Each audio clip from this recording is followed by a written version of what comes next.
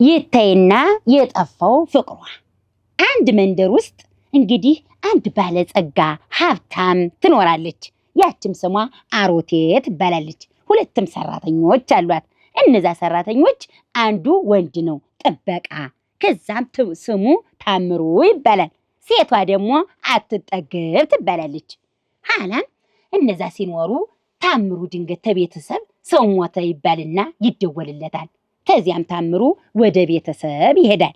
ተዛም አጠገብ ተዚያ ወዲያ የስራ ጫና ይበዛባታል።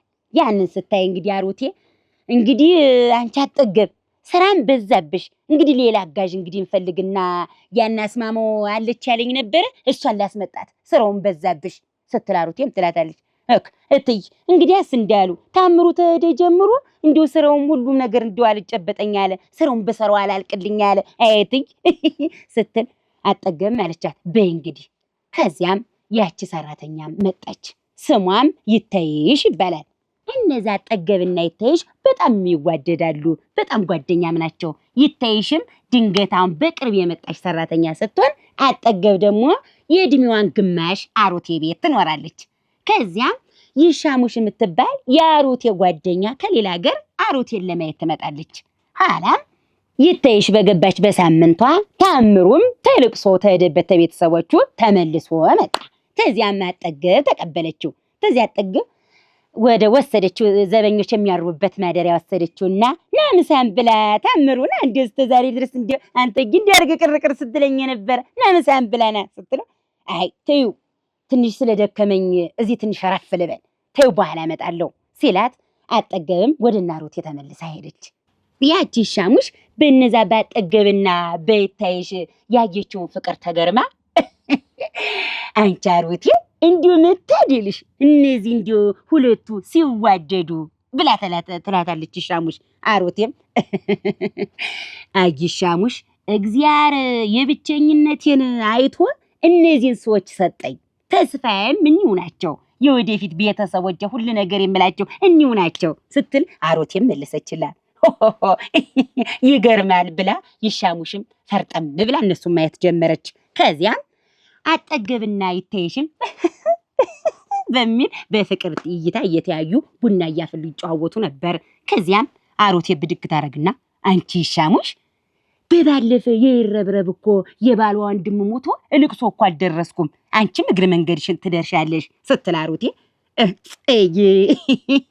አሮቴ እውነትሽን ነው ሳትደርስ ቀረች ከምባል ቡና ያክተምና በያብረን እንሂድ ትላታለች ሻሙሽ።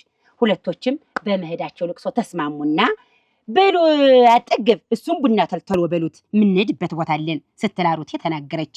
ከዚያም እሺ ብለው ያን ቡና ተልተሎ አሉና ያ ቡና ከተመ። ያ ቡናው ሲያከትም አሮቴና ይሻሙሽም ተያይዘው ወደ ልቅሶ ቤት ሄዱ። ኋላ ታምሩ የሚባለው አንቺ አጠገብ ምንድነው አንቺ እንደው አሁንስ ምሳዬን የማይሰጭኝ እንደው እዚህ ቤት ምሳ ካላልኩ ምሳ ልበላ ማለት ነው ሄር እንዴት ያለሽ ልጅ እንደው ቅጥም የለሽ አለ ታምሩ። ከዛም አጠገብ አንተ ደግሞ እትዬ ስትወጣ እየጠበቅ ይሄንን የምታንገራግረኝን ነገር ብታርፍ ይሻላል አለች ፈርጠም ብላ።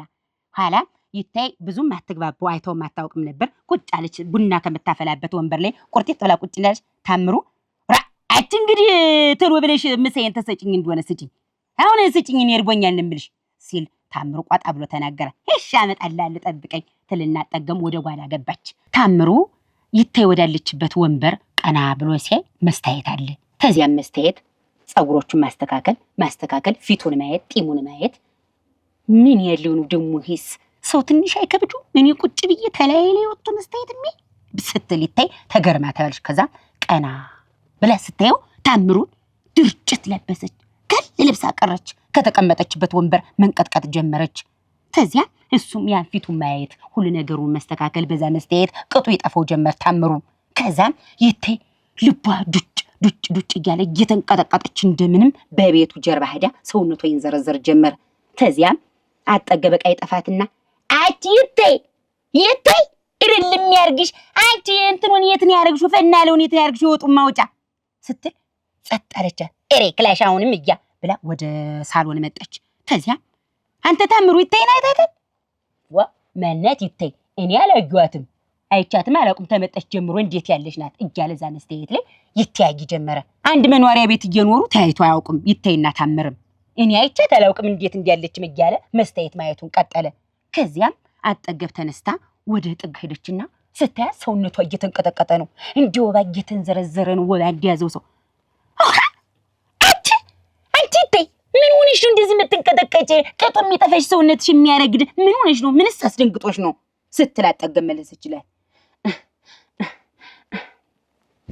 አጠገብ ሁሉ ነገሬ ተለያየብኝ፣ ሰውነቴን መቋቋም አቃተው ስትል መለሰችላት። ይተይ ሀዛም አጠገብ ይረግዲያ አንቺ የሚያምሽ ነገር አለ? ምንድነው የሚያረግሽ እንደዚህ ነገርስ? ደግሞ ሲወጡን ማውጫው ፈላ ነው እንዴት ነው አጥበሽ አስቀመጥሽው ስትልም ጠይቀቻት። አይደለም በጣም አሞኛል፣ በጣምም ተቸግሬያለሁ፣ ደንግጫለሁ፣ ያላሰብኩት ነገር ተፈጥሮብኛል ስትልም መለሰችላት። ከዛም አቅፋ ምንድነው ችግርሽ ስትል ከዛ ታምሩ አቺ አጠገብ የት ነው ሄድሽ? ምሳዬ ስጪኝ እያልኩሽ ምንድነው የማትሰጪኝ ሲልም አንተ መጣው እሱ ላይ ጠብቀኝ ስትል መለሰችለት አጠገብ። ከዚያም ሂጂና ምሳውንም ስጪው በኋላ ጨዋወትሻለሁ ስትል መለሰችላት። ከዛ በእንግዲህ አይዞሽ ውሃማ መጣችና ፊቷን ርጭት አረገቻትና በመጣው ምሳውን ሰጥቸው ስትል አደችና ምንድነው ምሳዬን አምጪው ቢልና ምሳውን ከጓዳዛ መጣችና ሰጠችና አጠገብ ተመልሳ አደች። እስኪ በይ ነገሪ ምንድነውስ ችግርሽ? ምንድነውስ እንደሚያንቀጠቀጥሽ? ምንድነው ሳይተሽ እስቲ ንገሪኝ፣ ምንድነው ያጊሽ? ወይስ ተምሩ ምን ብሎሻል ስትል ጠየቀቻት አጠገብ። ኋላ ይተይ አይ እንዲያ አንድ ቀን ያጫወትኩሽ እኮ የልጅነት ታሪኬ የልጅነት ፍቅሬ ሁሉ ነገሬ እኮ ይሄው ነው ስትል መለሰችላት። ይተይ አሃ እንዴት ከዛ አቅፋ ያዘችውን ጣል ያደረገቻትና ማን ብለሽ ነው የምትለፈደጅ? ተጠራጠረች። አጠገብ ጠርጣራ ናት። ጠረጠረቻትና ማን እሱ የልጅነት ፍቅረኛሽ ስትልም ጠየቀቻት። አይ አይደለም ያ የነገርኩሽ እሱ ነው ስትል እጇን እየቀሰረች ታምሩ ወደ ቆሞበት ከነበረው እና ያ የልጅነት ፍቅረኛ ያልሽው ታምሩ ሊሆን ነው? እንዳቲ የታይ እንዋረዳለን እዚህ ምን ልትይ ነው ስትልም ጠየቀቻት። ያን አቅፋት የነበረችውን ያ ጨዋ የሆነችላትንም ያ ሁሉ ነገር ፍቅር የነበሩትንም በጣም ተናደደችና በቆጣ ትሰሚኛለሽ፣ እስታሁን ስትለፋደጂ የነበረውን ነገር ሁሉ ሰሳማሽ ቆይቻለሁ፣ አሁን ግን ሌላ ለፋደዳለሁ ብትይ እስቡንኝ ምትነመመታሽ ስትልም ነገረቻት። ከዛም ይተፈራቻት። አይ እኔ አይደለም።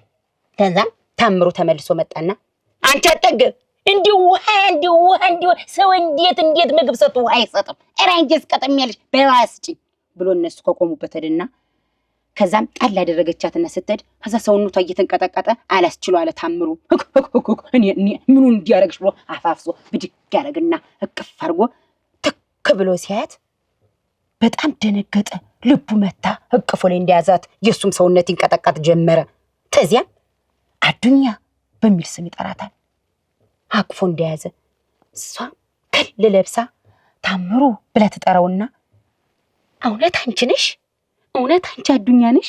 የልጅነት ፍቅሬ ማን አመጣሽ? ያንስ የልጅነት ፊትሽ የተደ እንዴት ነው የጠቆርሽ? በህይወት አለሽ ብሎ ሁለቶቹ ሲደናገጡ ከዚያም ያንን ውሃ ዛ መጣ አጠገብ ትክ ብላ ታያቸውና የያዘችው ውሃ በቁሟ ትለቀዋለሽ። ክል ብሎ ብርጭቆ ይሰበራል። ከዚያም ወዲያ ድንገት ብሎ ዞር ብሎ ሲያት ታምሩ ውሃ አጠገብ አማትም አይደል እንዴ እየተንቀጠቀጠች እኮ ነው እንዴት ጥለሻት ትሄጃለሽ ሲላትም እና አንተ አቅፈ ምን እያደረካት ነው? አንተ አቅፈ ተንከባከባት እንጂ በሽቶና አድናት እንጂ ብላ በመሳቅም ደማቸውን ተከታ አርጓልሽ አጠገብ። አሁን ልቀቃት ብያለሁ ስትልም ማስጠንቀቂያ ነገረችው። አንቺ ምን ሆነሽ ነው? ታማ እኮ ነው እንደዚህ ሆና ያለች። ቅጥ የለሽም እንዴት? ቅጥልሽ አትበለይ 30 ጊዜ ቅጥ ኖሮኝማ ነው ትጊዜ ቤት እድሜን ግማሽ እኮ ነው ያገለገልኩ። አንተም ታውቀዋለህ እንተዋወቃለን እናንተ ስትላጠገብም ከዛ አስጠነቀቀችው።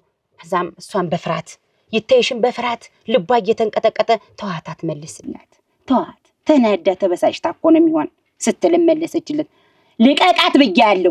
ልቀቃት ብያለሁ ዋላ ውርድ ከራሴ ልቀቃት።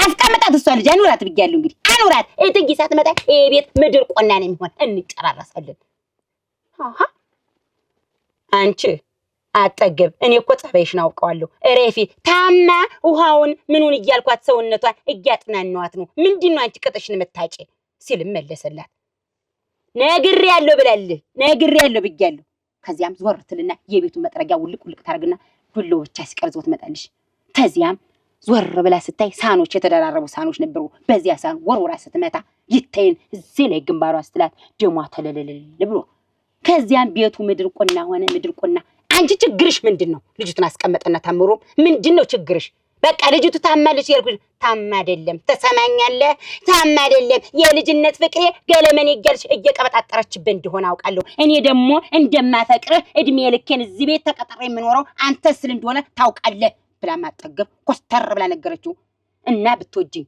እና ብታፈቅሪኝ የሰው ልጅ ስትሞት ዝም ብዬ ላይ ነው አይደለም የሰው ልጅ ሳይሆን ያንተ የልጅነት ፍቅረኛ እንደሆነ እሷ ከዚህ ቀደም ነግራኛለች ስለዚህ ሁለታችሁንም አለቃችሁ ብላ በጣም በኃይለኝነት ተናገረች አጠገብ ይታይሽም ዝልፍልፍልፍ እንዳለች ታምሩ ተዋት እኔ ወዲያው መጣውበት እዳለሁ ለመሆኑ አንተ ደህና ነህ የልጅነት ፍቅሬ እንዲያኮ ይዛኔ ፍቅር ሳለን አባቴ ለትምህርት ብሎ ሌላ ሀገር ልኮኝ እኮ ሙቶ ይሆን ድኖ ይሆን አግብቶ ይሆን ወልዶ ይሆን እሱን ለማየት ነው ወደዚህ የመጣው እኔ ራሴ በቂ የምለው ስራልኝ ታምሩ ያንተን ደህንነት ለማየት ነው እዚህ ቤት ተቀጥሬም የመጣው ስለዚህም ወደ መጣውበት እዳለሁ እሷን ተዋት እያለች እንባ እየተናነቃት ይታይሽም መመለስ ጀመረች ከዛማ ተጠገብ ቤቱን ፍርስርሱን አወጣለሁ እሪብ እየጮሃለሁ ተላቀቁ በቃ ተላቀቁ ቅናቷ እየጨመረ መጣ ንዴቷ እሱን ስለምትወደው ታምሩን ስለምትወደው ንዴቷን መቆጣጠር ማቃታት ሰውነቷም እየተንቀጠቀጠ እፈጃችኋለሁ ማለት ጀመረች ታምሩ መፍራት ጀመረ ይቺ ልጅ የማላውቀው ጸባይ ያላት እንዴ ኧረ ተይ ተይ ቀልብ ግዢ አደብ ይኑርሽ ኧረ እባክሽ ተረጋጊ ተይ ተይ ሲልም አልረጋጋም የቤቱን ዕቃ እያወጣች ትሰብራለች ወይ ብላ ጮኸች ተዚያም አሮቴና ይሻሙሽም ተዱበት ልቅሶ እየመጡ ረ ረ ረ አንቺ አሮቴ ምንድነው ጮኸት እየሰማሁ ነው እንዴት ብላ ማዳመጥ ጀመረች ይሻሙሽም አዎ እውነትሽን ነው ጮኸቱ ድብልቅልቅ ይወጣል ያለች አሮቴም እየተሮሯጡ መንደር ደረሱ መንደር ሲደርሱም ጮኸቱ እጅግ ባያሌው ሰው ሁሉ ተሰብስቦ እየተደበላለቀ አንቺ አሮቴ ጮኸት አንቺ ቤት ማድን እንዴት ምንድነው ሰውስ ሸበረብ በሚል ነገሩ እያሉ ደብ እያሉ እየሮጡ ልክ ቤቱ ላይ ሲደርሱ ቤቱ እንዳልሆነ ሆኖ ብርጭቆ መደርደር እንዳለ ቤቱ በእንትን ዝም ብሎ በብርጭቆ ሰባሪ ጥቅ ብሎ ያን ቤት ሞልቶ ራ ራ ራ ገዳሙ ሞት አለች አሮቴ እንዴታ ቤት የምን ሲሆን ነው እንዲድብልቅልቆ ይወጣ የት ሄዶ ነው ታምሩስ አጠገብስ የትዳ ነው እንዴት ይተይስ የታሉ እኔ ሶስት ሰው ትቼ ቤት የምስቅልቅሉ ይወጣበትስ ምንድነው ነገሩ አለች አሮቴም ተቆጣች የቤቱ ባለጸጋ አበደች ምድር ቆናዋነ ቤቱ አጠገብ አንቺ አጠገብ ብላ ስትጣራ ሁሎችም ድርቅት ለብሰው ዘው ቆሞ ቀሩ ሀዛም በቤቱ ጥግ ስትሄድ ሶስቱም እንዳለ እንደተፋጠጡ ይተይም የግንባር ደም እንደተላበሰ ምንድነው የተፈጠረ እዚህ ቤት ምንድነው ችግሩ እንዴት ነው አስቀምጫችሁ ሄድኩኝ እስኪ ንገሩኝ ምን ተፈጥሮ ነው አንቺን እኮ ነው አጠገብ ንገሪ ምን ተፈጥሮ ነው እዚህ ቤት እያልኩሽ ነው ብላ እጇን እንዲህ ስትቀስር አይ እትይ እንደዚህ አይደለም እንግዲህ እንዴት ነው ምንስ ሆኖ ነው ቤቱ ምስቅልቅሉ ይወጣ ማን ተጣልቶ ነው ልጅትስ ደም ሆነች ማን ገምሷት ነው ምንድን ተፈጥሮ ነው ንገሪ እኮ ነው የምልሽ ስትልም አይ እትይ እኔ ልንገርሽ እኔ ይቺ ለፈዳም በጣም የምወደውን ታምሩን እኮ አወደዋለሁ ስትል ተናገረች ታውቂ አይደል ትያንቺማ ታውቂ አይደል እዚህ ቤት እኮ እድሜን ግማሽ አንቺ ቤት ሳገለግል ታምሩን አፍቅሬ የወደፊት የልጆች አባት የሚሆነውን እኮ ነው ያለችኝ በሱ እኮ ነው የመጣችብኝ እሻ እና በሱ ብትመጣብሽ እንዴት ነው እሳንቺ ድንገት ብላየችና እንዴት ነው እሳንቺ ተመቼው መተሽ ነው እና ታምሩን አፈቅረዋለሁ ብለሽስ መጣይ የመጣሽበትን ረስተሽን ነው ስትል መለሰችላት እየተንቀጠቀጠች ይተይ አይ እትይ እንደዚህ አማደል ነገሩ ወዲህ ነው ነገሩ ታምሩ ማለት የልጅነት ፍቅረኛዬ ነው እና እሱ ካለበት ሀገር የመጣው እሱ በህይወት ይኑር አይኑር እሱን ለማየት ነበረ አንቺ ቤት ተቀጥሬ በሰራተኝነት የገባው እንጂ የራሴ የምለውም ስራ አለኝ ታጠፋሁት ይቅርታ አድርጉልኝ እና አንቺ የኔ አሮቴ ቤት ድርጅታ የሚመታበት ምንድነው የምታረማሹበት ቤቴን ተፈለግሽ ወዳጅሽን በየትም ብለሽ ሄደሽ አትፈልጊውም ነበር እኔ ቤትስ መኖሩ ማን ነግሮሽ ነውና አለቻት አሩቴም አይ እትይ እንዴው ታጠፋው ይቅርታ አድርጉልኝ አጠያይቄ ነው እንዴው ተዚህ ቤት ተቀጥሮ እንደሚኖር ሳውቅ ነው እኔም በሰራተኝነት የገባውና ድንገት እኔ ሳላውቅ እሷንም አስቀየምኳትኝ ለካ ተወደውም ኖሯል የነሱ ፍቅርን ያልጋፋም እትይ ዛሬውን አሰናብችኝ ሄዳለሁ ወደ መጣውበት ስትል ይተይም አሩቴ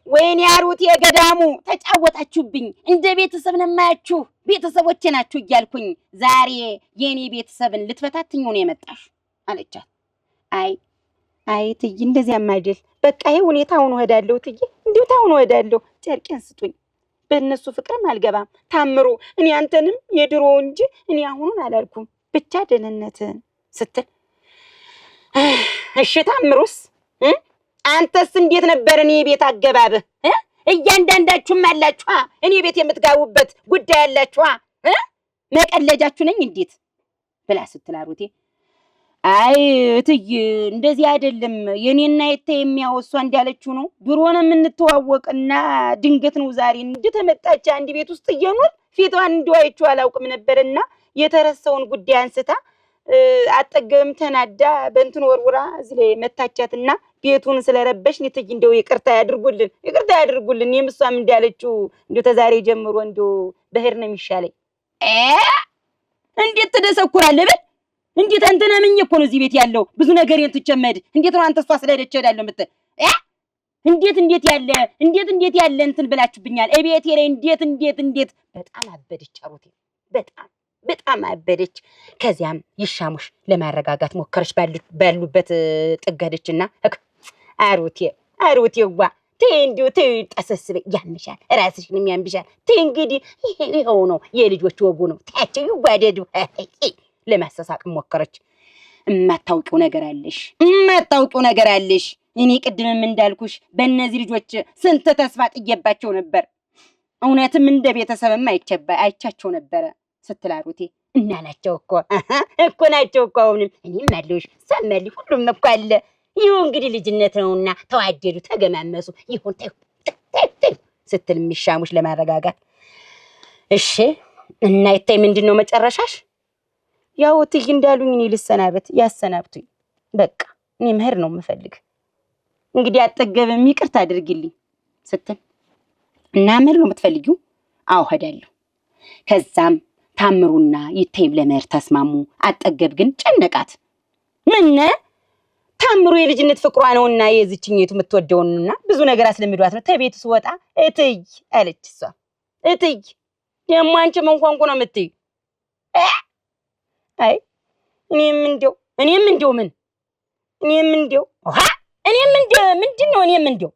ምንድነው ተሰሚኛለሽ አንቺ ተዚህ ቤት ንቅንቅ ወልፈጣቲ ምን የመሰለ ባል ምን የመሰለ እሽቅብልን አርገድርሻለሁ እነሱ ግን በመጡበት እግራቸው ይሄዱ ስትላሮት የመልኩታን አስተላለፈች ተዚያ የሚሻሙሽ ይሁን እንዴት ትድርሻለች ይሄን ያለ ትድርሻለች ሸጎን ሞንዳለውን ቆፍጣናውን ባልትድርሻለች እያለሽ ቤቱን ለማረጋጋት ሞከረች ከዛም ታምሩና ይተይሽም ተያይዘው ወደ ሀገራቸው ሄዱ አጠገብና ሩቴ ይሻሙሽም ሆነው እቤታቸው ቀሩ እንግዲህ እነዚህ ቀጣይ ደግሞ ሌላ ጊዜ ማዋጋላችሁ ይሆናል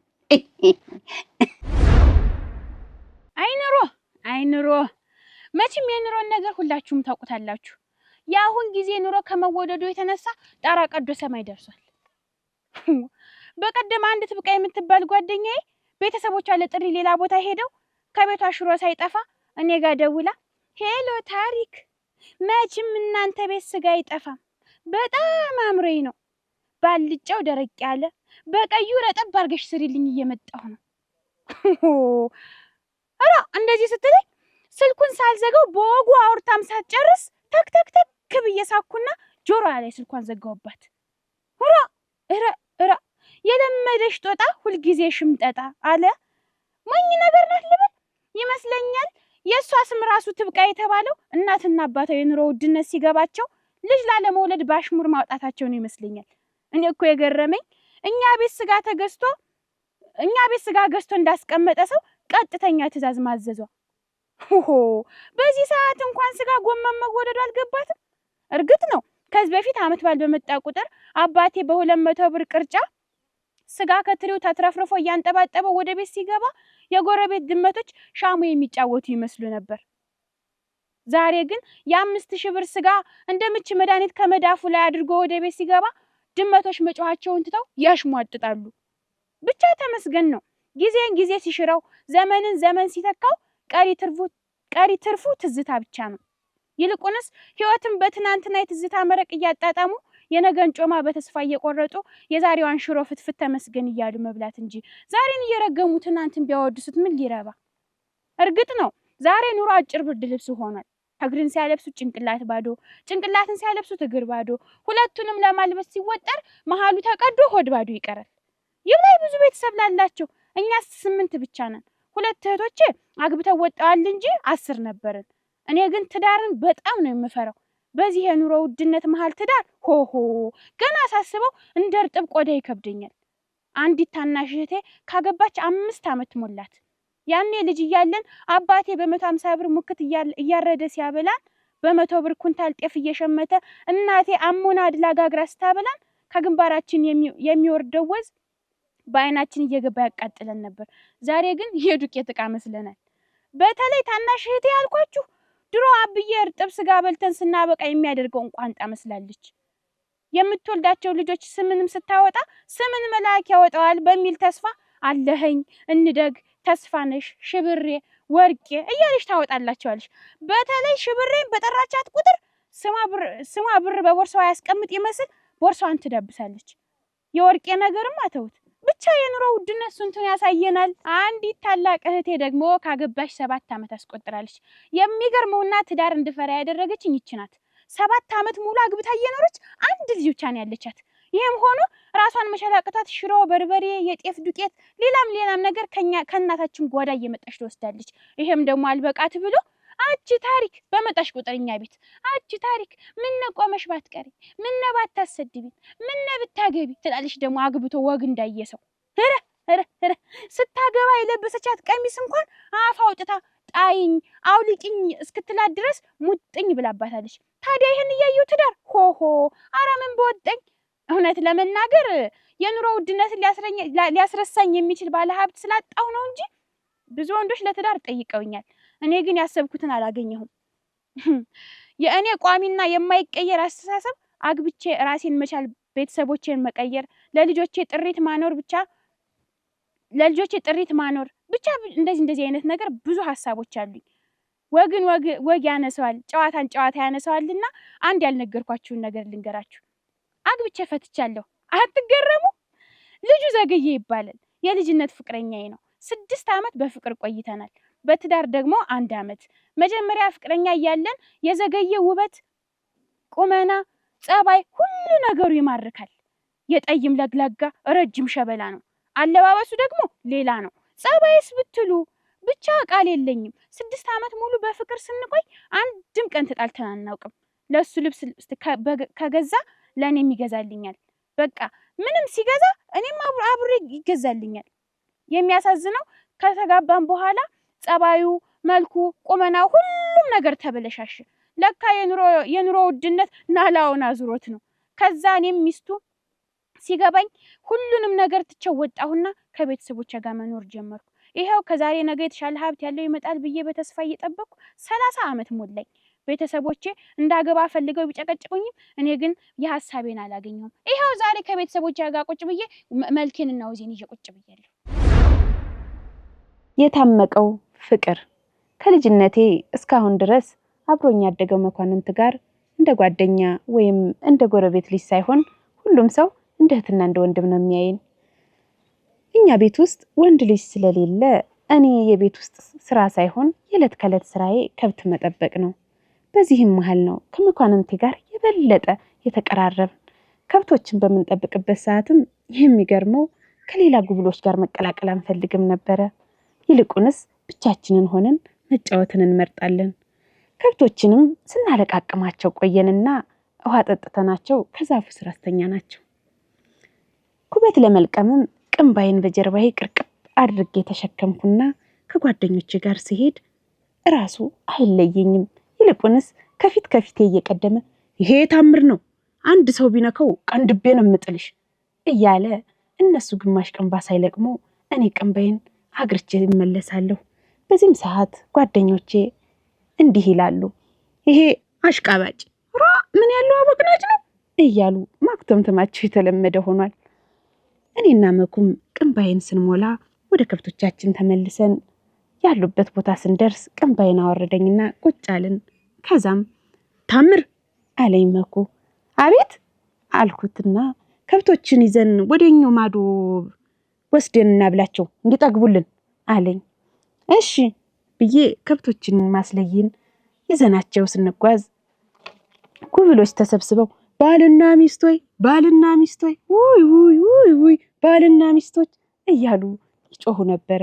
እኛ ግን ከምንም ሳንቆጥራቸው ከብቶችን ይዘን ወደ ሜዳው ሄድን። ከብቶችንም እያበላን ስንጫወት ከብቶች ያንን አረንጓዴ ሳር እየነጩ በፍጹም አያስቸግሩም ነበር። እኛም ከብቶች መሃል ለመሃል ስንሮሯጥ ቆየንና ደከም ሲለን ከሆነች ጎድጓዳ ስፍራ ላይ በሳር በተከበበች ቦታ ቁጭ አልን። እናም ፀሐይ ወደ ምዕራብ ዘቅዘቅ ስትል ንፋሱ በኃይለኛው መንፈስ ጀመረ። በተቀመጥንበት ቦታ ላይ የሱን ጋቢ ንጥል አደረገና እጁን ጎተት አድርጎ ከደረቱ አስጠጋኝ። ጋቢውንም ለሁለት ለብሰን አንድ ሰው መስለን ቁጭ አልን።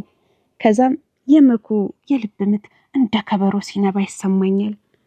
መኩም ታምሬ በረደሽ ነጠላ ሳደረቢ መጠሽ አለልና ቀኝ እጁን በአንገቴ መካከል አሳልፎ መዳፎቹ ደረቴ ላይ ጣል ሲያደርገው ምን እንደሆንኩ ባላውቅም ሰውነቴ እንደሆነ ነገር ውርር ሲለኝ ይሰማኛል። አይኔም ባትሪዋ እንዳለቀባት መብራት ቦግልም ማለት ጀመረች። ትንፋሹ ቁርጥ እያለ ምነው ታምር አለኝ። እኔም ራሴን ነቅነቅ እያደረኩ በተቆራረጠ ድምፅ ምንም አልኩት። እንደ እንጆሪ የቀሉ ከንፈሮቹን ሸሸት እያደረገ ጥርሶቹን በትንሽ ብልጭ አረገና አይዞሽ እሺ አለና ከጉንጬ ላይ ሞፈር የጨበጠ የማይመስለውን ለስላሳ እጆቹን ልክ አድርጎ ጉንጬ ላይ ሲያሳርፋቸው አይኔ በሰመመን መገለጥ ቸገረው። አይኖችም እንደተጨፈኑ ቁርጥ የሚል የንፋስ ኃይል እየተጠጋኝ እንደሆነ ይሰማኛል።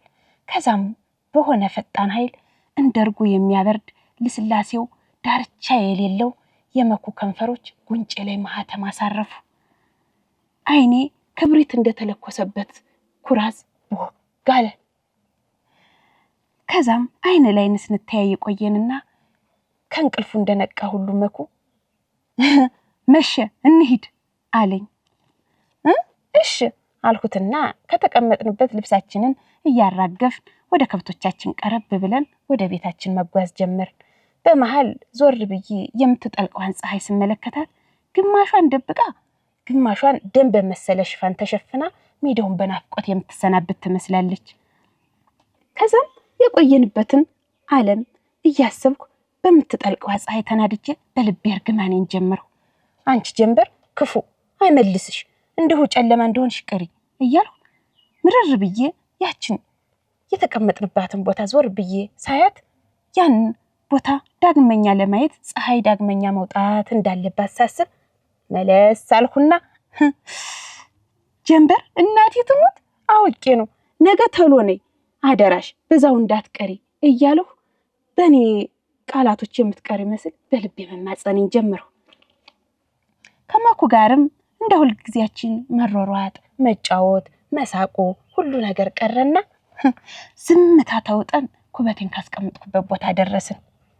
መኩ አሸክመኝ አልኩት። አራ ታምር ዛሬስ ደክሞሻል እኔ ልሸከመው አለኝ። አልደከመኝም ስለው በይተዩ ዛሬ እኔ እሸከማለሁ፣ ይልቁንስ ከብቶችን ከብከብ እያረግሽ ንጃቸው ከሌላ ከብት ጋር ተደንበው እንዳይሄዱ አለኝ። እሺ ብዬ ከብቶችን መንዳት ተያያዝኩት።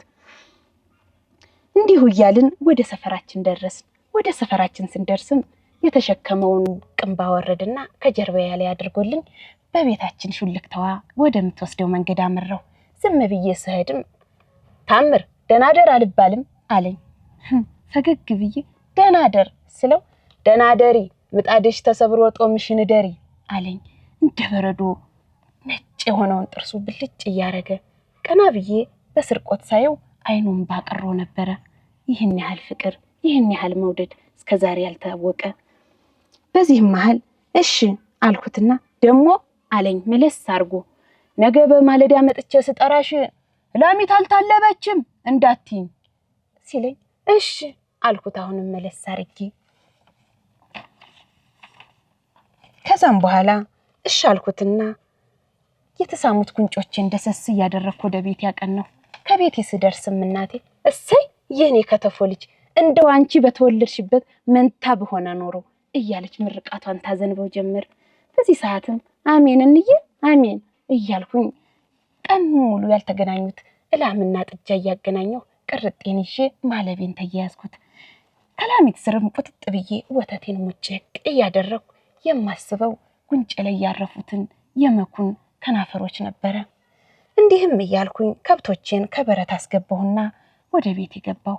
እንደ ሁል ጊዜያችን አበናም ከመደቡ ላይ ተቀመጡ።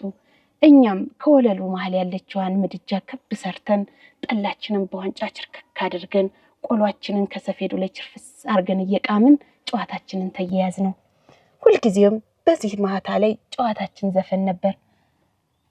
ስለዚህም ሁሉም በየተራ ዘፍኖ ሲጨርስ የኔ ተራ ሲደርስ ሁሉም ሰው አፌ ላይ አይናቸውን ተክለው ካሁን ካሁን ዘፈነች ብለው ያዩኛል።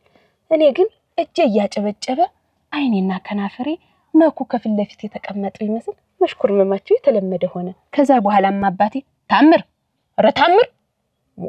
ታምር አይለሽ ብሎ ሲጣራ አንዱንም አልሰማሁም። ታናሽቴ ከጎኔ ነበርሽና አንቺ ታምር ብላ በጇ ጎሰም ስታረገኝ ከእንቅልፌ እንደባነንኩ አቤት አብዬ አቤት አልኩት። ሃይ አህያ በወለደችው ታርፋለች ይባላል። ብቻዋን ዛሜዳ ለሜዳ ስትባክን እየዋለች በይ ተነሽ አፈር ልብላልሽ ልጅ ተነሽ በይ ጎንሽን መሬት አስነኪዋለኝ። እሺ አብዬ ብዬ የጠፍር አልጋያ ላይ ጀንዴን ጠፋረኩና ጎኔን መሬት አስነካውት። ቢሆንም ግን እንቅልፍ ባይኔ አልዞረም። ይልቁንስ የቀኑ ውሎዬ የተለየው ሁሉ ጊዜ መስክ ላይ ስውል እንደዚህ ተደርጎ ተፈጥሮ የማያውቀውን ቀን ማስታወስ ጀመርኩኝ። በዚህም ሌሊት አንድ ጊዜ እንኳን እንቅልፌ ባይኔ ሳይዞር ወፎች ጭጭጭጭ ሲሉ ብድግ ብዬ ከቤት ወጣሁኝ። ከቤት ስወጣም እናቴ ዋ ታምር ሆነሽ ነው ስትለኝ ከብቶችን አስወጥቼ እላሚትንም ላልባት እና ወደ ጉብሱ ይዣቸው ለወርድ ነው አልኳት። ዋ እንደው እኮ ያልሞተ ሰው ስንቱን ያያል። በስንት መከራ ተወግዘሽ የምትነሽ ልጅ ራስሽ አስበሽ ተነሳሽ ወይ መታደል። በይ አይዞሽ አለችኝ። እኔም የሞት ያህል የሚከብደኝ እንቅልፌን ረስቼ ሌሊቱን ሙሉ ሳልተኛ በጠዋት መነሳቴን ሳስበው ግርም ማረገኝና ከጥርሴ ፈገግ አልኩ። ከዚያም በኋላ እላሜን አለብኩና መኩን መጠባበቄን ተያያዝኩት። ግን በዛ ጠዋት ግርማ ሞገስ ያላቸው ነጭ ጋቢ የለበሱ ሶስት ሰዎች ከተፋሉ ወደ ቤታችን። በነገራችሁ ላይ እኛ ቤት አሁን ጊዜ ከሆነ እኔን ለማግባት ሽማግሌ የሚላከው ሰው ብዛቱ ቁጥር መጨረሻ የለውም። እኛ ቤት የሚላከውን ሽማግሌ ቆጥሬ ጨርሳለሁ የሚል ሰው ካለ ግን በጎታ ሙሉ ጤፍ በአንድ ቀን ቆጥሬ ጨርሳለሁ ማለት ይችላል። በዚህም ሰዓት እነዚህ ሶስት ሽማግሌዎች ከበራፉ ላይ ደርሰው ከጉበና እናልፍም ለብርቱ ጉዳይ ነው የምንፈልጋችሁ ብለው ተናገሩ። አብዬም አረ ኑ ግቡ እንጂ እንዴት ከዳሪ ትቆማላችሁ? እናቴም ከተፋለችና አረ ጦነን እንዳይመታችሁ መጣችሁ በማታውቁበት ቤት አረ ኑ ግቡ አራ ፈርሰውን አራ ጉዳያችንን ሳናስፈጽም ቂጣችንን መሬት አይነካ አፋችንን እህል አይገባ አሉ። ምንድነው ብዬ የመኩን ነገር ተወት አረኩና ጆሮዬን ጣል አረኩት። በዚህን ሰዓት ያው እንግዲህ ጋብቻ መልካም ነው፣ ጋብቻ ጥሩ ነው። የእናንተም ደግሞ ዘራችሁ ተፈልጎ አይገኝም። ይቺ እንደ ብራብር የምናያት ልጃችሁን ለልጃችን ልንል ከአቶ ሽመልስ ቤትን የተላክ ሲል የአባቴ ፊት እንደ ፀሐይ ሲያበራየሁት ድንግጥ አልኩኝና ወደ ጥጊት ሸሸግ ብዬ ማዳመጤን ቀጠሉ። እና ይሄማ ብርቱ ነገር ነው እንግዲህ ለየትኛው ልጅ ነው አለ አባቴ። የው ለምታውቀው ለጅንኑ ለዛ ለኮስታራው ለየቆየ ነው። አራ ይሄማ ብርቱ ሐሳብ ነው በሉ አረፍ በሉ ሲባሉ እንባይን አወርደው ጀመር። አላወኩትም የቆምኩበት የተቀመጥኩበት የተኛሁበት ቦታ ይሁን ራሱ ግራ ገባኝ። በዚህን ሰዓት ክንፍ እንዳላት ወፍ ብርር ብዬ ወደ መኳንንት ሩጫዬን ተያያዝኩት። መኳንንት ላይ ስደርስም መኩ መኩ መኩ እያልኩኝ እየተጣራሁ ከነከን ጀምር። መኳንንትም እንደ ወትሮው ሮጬ ማቅፈው መስሎት ቀና ብሎ ሲያየኝ እንባዬ ቲፍ ቲፍ እንደሚል ዝናብ አወርደው ጀመረ። ታምር ሆነሽ ነው ሲለኝ መኩ እና ብዬ እኮ ሊድሩኝ ነው ሽምግልናውን ተቀበሉ ስለው በድንገት ገፍተር አደረገና እና ተስማምተሽ መጠሽ ነው ላገባ ነው የምትይኝ ራስሽ ማስቆም እየቻልሽ አለኝ። ኧረ መኩ እናቴ ትሞት እኔ ምንም ነገር አላውቅም። ይኸው አሁን ነው ሽማግሌ ተልኮ እሺ ያሉና ብዬ እሺ ምን ላድርግ አልኩት። ምንም ሳይል ዞር ብሎ ሊሄድ ሲል በእንባዬ ስቅታ በፍቅሬ ደግሞ ልቡ ታስሯልና ዞር ብሎ ተመልሶ አቀፈኝ። አይዞሽ በቃ እነሱ የሚድሩሽ ጸባይሽንም መልክሽንም ለማያውቅሽ ሰው ነው። እኔ ግን አሁንኑ መፍትሄ እፈልጋለሁ። አይዞሽ ምንም እንዳታስቢ ሰርጉ እስኪደርስ ድረስ ምንም ሳታስባንኝ አርፈሽ ቁጭ በይ አለኝ። የዛን ጊዜ ልቤ በሐሴት ተሞልታ እሺ አልኩት። መኩ ምንም ቢለኝ ምንም ልቤ በሐሴት ታምነዋለችና ያለኝን ተቀብዬ ወደ ቤት የተመለስኩ። አይደርስ ነገር የለ ሰርጉ ደረሰ። እሩዬን ተቀበው ሆሙ ተቆረጠ። ግን እሩዬን ስቀባ ሆሙ ሲቆረጥ ልቤ እስካሁን የሚጠብቀው ነበር። ካሁን መጥቶ ይወስደኝ ይሆን? ካሁን መጥቶ ምክት ገጥሞ ሁሉንም ሰው በኃይለኝነት አሸንፎ ይዞኝ ይሄድ ይሆን ሆይ እያልኩኝ የፈረስ ኮቴ ራሱ ሳይቀር ጠብቅ ነበር። ግን ያ ሁሉ ቀረና ሰርገኛው ተጠብቆ ሰርገኛ መጣ። በዚህን ሰዓት ቅስሜን ክት ብሎ ኩምሽሽ ብዬ ተቀመጥኩኝ። ሀውለጋ ይሆ የሚለው ድምፅ ሰፈሩን ቅውጥ አደረገው። የኛ ሴቶችም ስብስብ ብለው አናስገባም ሰርገኛን በሪተኛ አናስገባም ብሩን ሙሽራውን እየተባለ አናስገባም ሰርገኛ የነበረው ፍግፍግ ኃይለኛ ኮርማ በሬዎች የገጠሙ ያህል ይመስል ነበረ። ያ ሁሉ ሆነና ሰርገኛ ገብቶ አስፈርመናል እጇን ይዘናል ያሆ እያለ አጅቦ ወደ ዳስ ይዞኝ ገባ። በዚህን ሰዓት ኩምሽሽ ያለች ውሃ ውስጥ የገባች ድመት መስዬ ቁጭ አልኩኝ። ያ ሁሉ ነገር ሆኖ ፊርማ ሊፈረም ተዘጋጀን። ፊርማችንን ተፈራረምንና ሙሽራ ይሂድ ሽማግሌ የሚመርቅ ተብሎ ሽማግሌው ሲመርቅ ቆየና ሁሉም ሰው ባንድ ላይ ሀብታቸውን ያቅነው ሀብታም እድላም ያርጋቸው ሙሽሮችንም ያልምዳቸው ተብሎ ሙሽራ ሊወጣ ሀየበሉ ተነሳ። ከዛም በኋላ የሆነ ነጭ ጋቢ የተከናነበ ሰው እየመጣና ሙሽራይትን እኔ ላግዛችሁ መቼም የጉብል ነገር ከብቶች መሰብሰባቸውን አይቼ እንድመጣ አለ። በዛን ሰዓት ልቤ ለሁለት ስንጥቅ አለብኝ። እሺ ኧረ ምን ችግር አለ እንደውም ሚዜው ኃይለኛ ጨፋሪ ነው በዚህ መሃል ገላገልኸው አሉትና ጅርባው ላይ ሽቅብንን አርጎ አዘለኝ። እንዲህም ተብሎ ከመሃል አፋፍ የሚባል ቦታ ስንደርስ ሰርገኞች ያንን ጠላ ሲሉት ብለው አእምሯቸው ዞር ብሏል። ከዘፈን ውጭ አይታያቸውም። ሙሽራውን መሃል አርገው ይጨፍሩ ነበር። በዚህ መሃል እኔን የተሸከመኝ ወደ ኋላ መሸሽ ጀመረ። ዋ እንዴት ስል ታምሪ ዝም በይሽ ሲለኝ መኩ መሆኑን አወኩና መኩ ስል አረ ዝም በይ አለኝ። በዚህን ሰዓት ድምጥማጤን አጥፍቼ ከጀርባው ላይ ሆኜ ከሆነች አንድ ዱር ውስጥ ገባን። ከዛ ጭፈራ መሃል አንዱ ሰርገኛ ዋ አረ ሙሽራይት የት ናት አለና ዙሪያውን ይፈትሽ ጀመረ። በዚህ መሃል እኔ ሰውነቴ በሙሉ ላብ አጠመቀኝ። ከዚያም በኋላ መኩ መቼም ዘዴው አያልቅበት በየመሃሉ ማሳ ላይ ትንሽ ጉድጓዶች ቆፍሯል። ሰርገኛ ነኝ ተብዬው እንዳለ ያንን ጠላ ሲከመክም ውሏልና ፍለጋውን ተያያዘው። ያን ፍለጋ እየፈለጉ ሳለ ሲደናበሩ እግራቸውን ሸተት ያረጋቸው ጊዜ ፈንግል እንደያዘው ዶሮ ተፈንግለው አለቁ። እሰይ ታባታችሁ አሉ። በግዳጅ የዳረኝ አባቴ ሳይሆን እነሱ መሰሉኝ። ከዚያም መሃል እነሱ እንዲያ ሲወድቁ ሙሽራው በንዴት መልእክተኛ ላኩ አለ። ግንባሩ በዛ ጨለማ እንኳ እንዴቱን ባይኔ ላይ ስለው ጀመር። ከዚያም በኋላ የኛ ዘመድም የታችኛው የሱ ዘመድም ተሰብስቦ አገሩ ግልብጥ ብሎ መጣ። ስፈለግ ቆየው። አራ በዛ ፈላልጋቸው በጨለማ እንኳን ሰው መድፌ ያገኙ ነበር። የኔ ጀግናው መኩድ ስለደበቀኝ አላገኙኝም። ነብሮ አለመያዝ እንጂ ከተያዙ ወዲያ መዝለል ምን ያረጋል።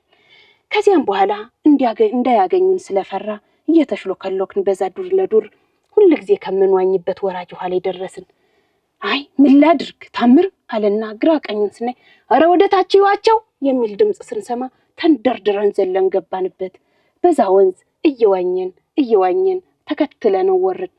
እነሱም ተስፋ ቆርጠው ወደኛ የሚያበረው ባትሪ ዞር ሲላየ ነው አቅጣጫውን ሲቀይር እኛም እየዋኘን ከዛ ወራጅ ውሃ ጋር ከሌላ ቀዬ ተቀላቀል። እኔም ወዳት ልጅ ውበቷ ብቻ ሳይሆን ቤተሰቦቿም ልዩ ናቸው። ባለፈው ሳምንት ለመጀመሪያ ጊዜ ቤቷ ለትውውቅ ሄድኩኝ። ቤት ገብቼ ቁጭ እንዳልኩኝ አባቷ ልክ እንደ ፍርድ ቤት ዳኛ ፊታቸውን አኮሳትረው ለመሆኑ አያትህ ስም ማን ነው? ሰፈርህስ የት ነው? እያሉ የህይወት ታሪክን መመርመር ጀመሩ። እኔም ላለመሰሳት እየተጠነቀቅኩ ድምጼን አሳምሬ አንገቴን ደፍቼ እንደ ጨዋ ሰው መመለስ ጀመርኩኝ። አባቷ እኔን በትኩረት እያዩ እስክርቢቶ አውጥተው ማስታወሻ ላይ ስሜን ማስፈር ሲጀምሩ ምን ትዝ አለኝ መሰላችሁ? ድሮ የመጀመሪያ ደረጃ ትምህርት ቤት እያለን የቃል ፈተና ለመፈተን መምህሩ ፊት ቆመን የምንሳቀቀው መሳቀቅ። መምህሩም መጽሐፉን ገልጦ የኢትዮጵያ ረጅሙ ተራራ ማን ይባላል ሲለኝ በድንጋጤ ያጠናሁት ሁሉ ጠፍቶኝ ራስ ዳሽን ማለት ሲገባኝ ራስ ካሳ ብዬ በኩራት መለስኩለት። መምህሩም ተናዶ ራስ ካሳማ የአባትህ ስም ነው ብሎ ሲቆጣ ሙሉ የክፍሉ ተማሪ እየተጠቋቆመ ይስቅብኝ እና ይሳለቅብኝ ጀመር። ያ አስደናቂ ቅጽበት ዛሬም ድረስ ያስቀኛል። ዛሬ አባቷ ፊት ቆሜ የወደፊት ዓላማህ ምንድነው ሲሉኝ ያኔ የቃል ፈተና ላይ የተሳሳትኩት ትዝ አለኝና ፍርሃቴን ለመዋጥ በውስጤ በሳቅ ተንተከተኩኝ። ከሳቄ ተመልሼ በሰላም ፈተናውን አለፍኩ ስል እናቷ ትልቅ የሸክላ ድስት ይዘው መጡ። ማዕዱ ቀረበና እንግዲህ ይህን ወጥ ካልጨረስክ አኩርፈሃል ማለት ነው አሉ። ወጡ በጣም የሚያቃጥል በርበሬ የበዛበት ቢሆንም ጎበዝ ለመባልና በቤተሰቦቿ ፊት ልበ ሙሉ ለመሆን እያሰብኩኝ ልባቸውንም ለመግዛት እያለቀስኩና በላብ እየተጠመቅኩ መብላቴን ቀጠልኩኝ። እሷም ደግሞ ያቺ የምወዳት ልጅ ከማጀት በር ቆማ አይኔን እያየች በፈገግታ ትጠቅሰኛለች። እኔም እሷን እያየሁ ያን አንድ የሸክላ ድስት ወጥ ሙሉ ጨርሼዋለሁ። ሆዴም ልክ እንደተነፋፍኛ በጣም ተነፍቷል፣ በጣምም ተወጥሯል። ወደ ኋላ ለመንጠራራትም አልመቸኝ አለ። ለመነሳት ለመቀመጥም አስቸገረኝ። በመጨረሻም ይህ ሁሉ ፍርሃትና ጭንቀት አልፎ ጨዋታው እየደራ ሲሄድ አባቷ ፈገግ አሉ። ያኔ የኔ እንደፍኛ የተወጠረው ሆዴ ትንሽ ተንፈስ አለ። አባቷም ደግሞ ፈገግ አሉና በል እንግዲህ ልጅ የዛሬው ትውውቃችን በዚህ ይበቃናል። ሳምንት እሑድ ከታች ከዋርካው ስር ጠብቀሃለሁ። ዛሬ ዝም ያልኩህ ብዙም ያላወራው እሑድ ብቻችን እናወራለን ብዬ ነው ብለው በኩራት ከመቀመጫቸው ተነስተው ወጡ። እናቷም ቀጠሉና ልጅ በእኔ በኩል ኮርቼብሃለሁ አሉኝ። እኔም ገረመኝና እንዴት ነው አንድ ሸክላ ድስት ወጥ መብላት ባሽሙር እየነገሩኝ ነው ወይንስ ደግሞ አንድ ድስት ወጥ መብላት ኩራት መሆኑ ነው ብዬ ራሴን ጠየቅኩትኝ። እሳቸውም ወደ ማጀት ገቡ። እኔም አንገቴን ደፍቼ ተቀምጬ የነበርኩት ልጅ እግሬን አሳፍቼ አንገቴን ቀና አድርጌ ወንበሩን ሞልቼ ተቀመጥኩ። ወይ ብዬ ተንፍሼ ሳልጨርስ ምን ነው ፈርተህ ነበር እንዴ አለችኝ። በድንጋጤ ዞር ስል ለካ ያቺ እንዳይኔ ብሌን የምሳሳላት ልጅ ናት አልኩኝና እንደመሳቅ ብዬ እኔ አንቺው ባል መቼም ፈርቼም አላውቅም። ደረቴን ነፍቼ በኩራት ነገርኳት። ደፋርና አሞተ ልበ ሙሉ መሆኔን ነገርኳት።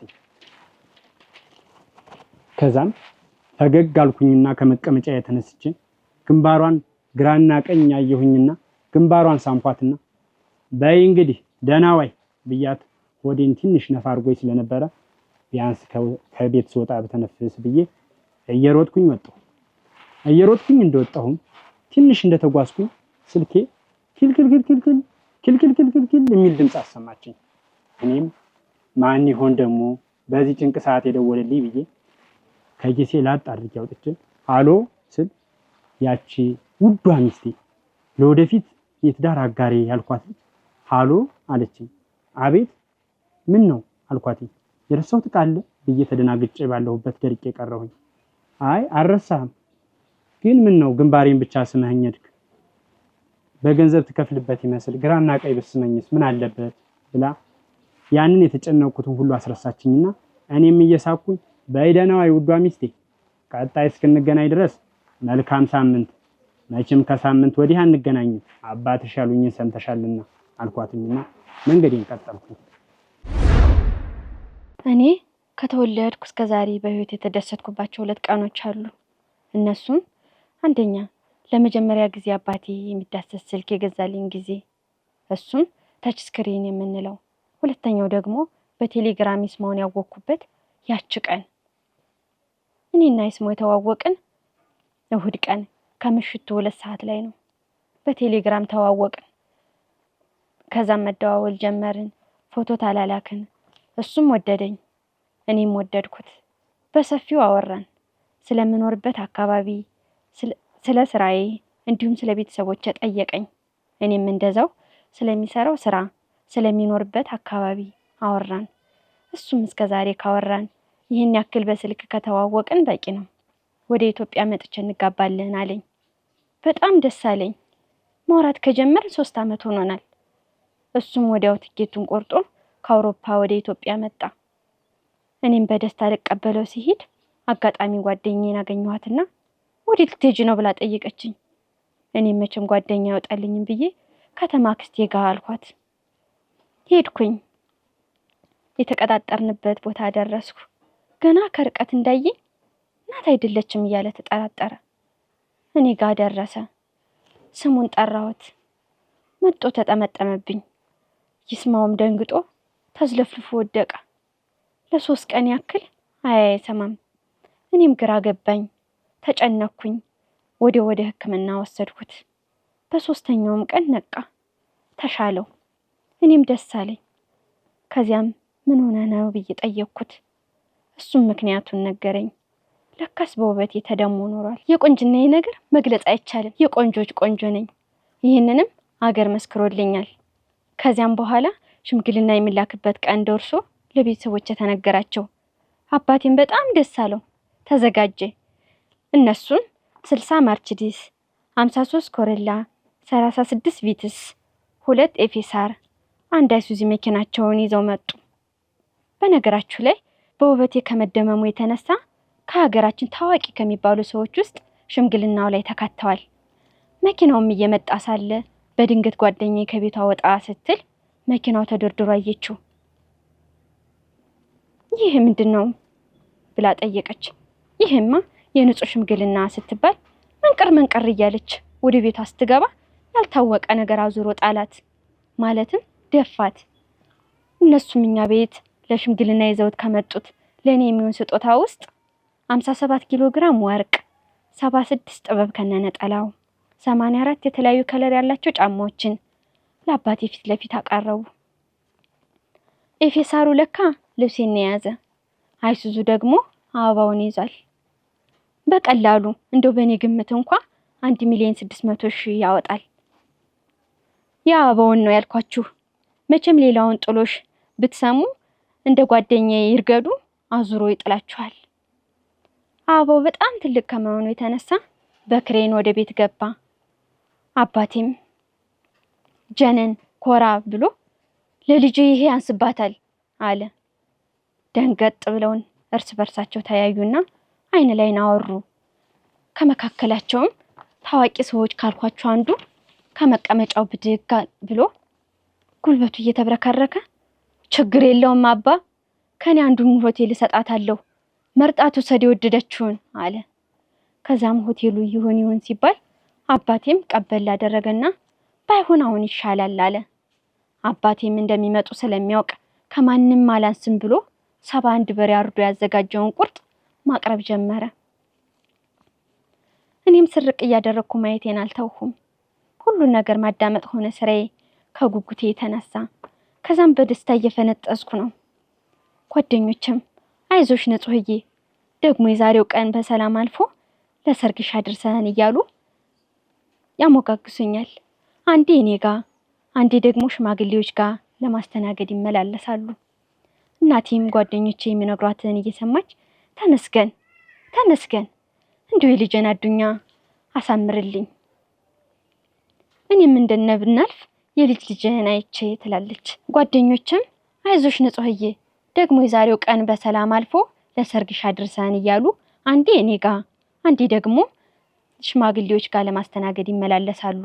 እናቴም ጓደኞቼ የሚነግሯትን እየሰማች ተመስገን፣ እንዲሁ የልጄን አዱኛ አሳምርልኝ፣ እኔም እንደነብናልፍ የልጅ ልጄን ልይ እያለች አንዴ ቅቤዋን አንዴ ደግሞ ጠላዋን ይዛ ጎርደድ ጎርደድ ትላለች። የሽምግልናውም ስርዓት በዚህ መልኩ አለቀ። እንግዲህ ለሰርግ የሆነውን ፕሮግራም ደግሞ በቀጣይ ይዤ መጥቼ እነግራችኋለሁ። የሰፈራችን ፌመስ ፍቅረኛሞች። እኛ ሰፈር በጣም የሚዋደዱ ፍቅረኛሞች ነበሩ። የትም ሲሄዱ አይለያዩም ነበር። በፍቅራቸው የማይቀን አልነበረም። በመሀላቸው አለመግባባት ቢኖር ለራሱ ችግሩን ቶሎ ነው የሚፈቱት። እኛ ለራሱ ስናድግ እንደነሱ ነበር መሆን የምንፈልግ። በፍቅር በጣም ጥሩ የፍቅር ጊዜያትን አሳልፈዋል። እሷም ፍቅር ለመግለጽ አትፈራም ነበር። እወድሃለሁ ስትለው እኛ ህፃን ስለነበርን እናፍር ነበር። ወይ ጉድ! እኛ እንደዛ ሲሆኑ በቃ እኛም እንደነሱ መሆን ነበር የምንፈልገው። ፍቅር ግን ከባድ እንደሆነ የተረዳው አሁን ነው። እኔ ያየሁ እነሱ ሲዋደዱ ተጣልተው ለራሱ ለአንድ ቀን እንደማይውሉ ነው የማውቀው የነበረ። የፍቅርን ጥሩነት እንጂ ጉዳቱን አላውቀውም። ገና ሳይለማኝ ፍቅረኛ ያዝኩ። ወይ ጉድ! ምን አቅለበለበኝ እንደዚህ ለመቃጠል። ግን እኔ ብቻ ነኝ የሌላ ሰው ፍቅር አይቼ ፍቅረኛ ያዝኩ። አሁን ላይ ግን ምን ነባል ተፈጠርኩ ብዬ እንዳስብ ነው ያደረገኝ። ማፍቀር መፈቀር ደስ የሚል ነገር ነው ሲባል ነው የምሰማው። እኔ ጋር ምን ነው ሲኦል ሆነብኝ። ስቃጠል ልኖር ነው። ፍቅር አይገባው፣ የፍቅር አገላለጽ አይችል።